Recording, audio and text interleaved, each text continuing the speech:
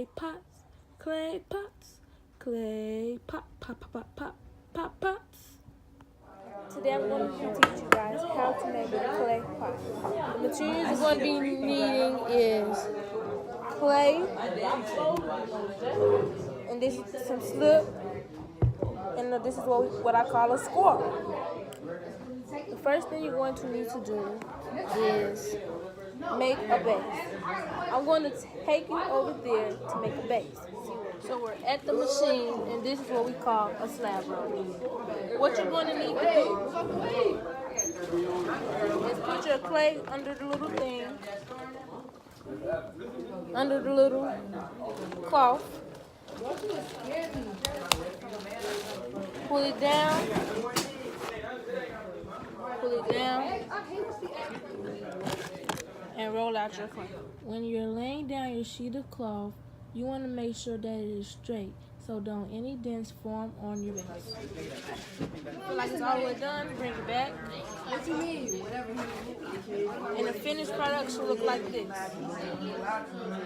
So now, since you have your finished product, you want to cut out a base. You can make your base any shape you want. In this particular case, I'm going to be making a circle kind of base. So I take my squirrel and I create a circle. So last period wanted me to make a deal. And this is my base. You guys want the same deal. So the next step to making this pot, after you make your base, is making the coils. The coils are going to construct the pot. This is how we start the coils. You want to start off with a little piece of clay, and you want to roll. You want to roll it all out. And you don't want it too fat. You don't want it too skinny, because if it's too skinny, you're going to take a long time making it. And if it's too fat, it can blow up in what we call a kiln. That is what makes this pot turn into ceramic. So once you're done making your coil, you want to take your score and you want to score your base. When you slip and when you score, that is what keeps this pot together. That is what we call the glue. So you're going to score around the whole edges. You don't want to go you want to go deep enough so that the coils don't fall off once they're in the thing. When you're done scoring your base, you want to score your coil. Now, when scoring this coil, you don't want to go too deep and cut it in half, because then that's going to make more problems for you. Now, when you're done scoring your coil, you want to measure it around the base. For example, this is how it looks when I measure it. It's going to be too long, I already know that. So that's why we just cut it off like this. Now once you have measured your coil out to your base, you want to score the ends of this. So, because when you score the ends of this, that's going to keep it all together once you smooth it out. Now, once you have done all of that, you want to take your slip. So I don't get like my You lunch. want to slip the bottom, slip your base. Like I said, the slip is what keeps it together. And once you're done slipping your base, you want to take the part that you scored on your coil and move it around so that it fits the base. Don't forget to slip your ends. Now, once you're done doing that, you want to add more. But like I said before, you make the coils by rolling out some clay, not too fat, not too skinny. And if it's too big, when you wrap it around your base, cut it off. Another thing is, when you make your coils, you can make sure that they're not as big as your finger, because if they're as big as your finger, they can possibly blow up in the kiln. Clay, every time you add a coil, you always want to slip the previous coil that you have put down before, like so. Now I have my other coil. Now when you lay these coils down, you can move outward and you can move inward. I'm going to move outward.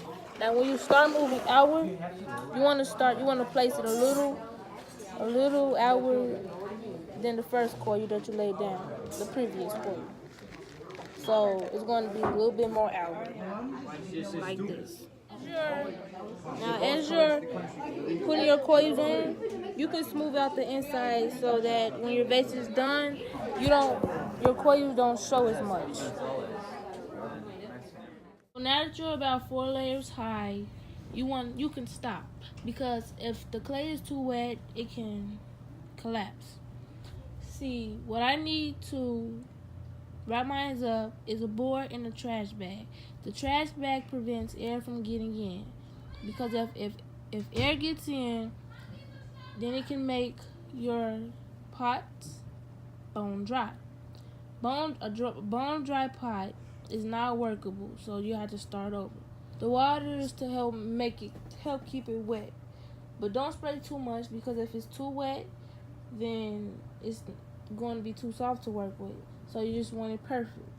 So now that I'm done, I'm going to put it up for the next day. See you guys tomorrow. So it is the next day, and I have my pot, well, the beginning of my pot. And today I'm going to be showing you guys how to smooth it out. Now, as I take it out of the bag and I touch it, you can see that it's a little soft. That's going to help you smooth it out. Now, what I use to smooth it out is called a rib. So when we smooth it out, you want to take any side of your rib and you just want to move it downward, or you can move it upward. It really doesn't matter. You don't want to go in too hard, because you don't want it to start bending in. Now, as you can see, it is smooth. When I'm done, I'll get back to you. So I'm done smoothing it out, and when I'm done, it should look like this. Now, you can leave it like this, like take your hand and smooth out all the bumpy pieces, but I want to show you guys how to make it even smooth. So I'm going to take a wet sponge. I'm going to show you what to do. Two soaps, because then that'll make everything just not right. So you want to basically have a little water and not too damp, not too dry, you know? So once you have your sponge, you want to take your pot and you want to just smooth it around. And you want to keep on smooth. You don't want to go too much, because that's not going to help anything. That's just going to take clay off, as you can see. So you want to keep on going. After you're done using your sponge, it should look smooth. Once you've added many more layers, your pot will turn out something like this. You can do it taller or you can do it shorter. And that's the end of my demonstration speech.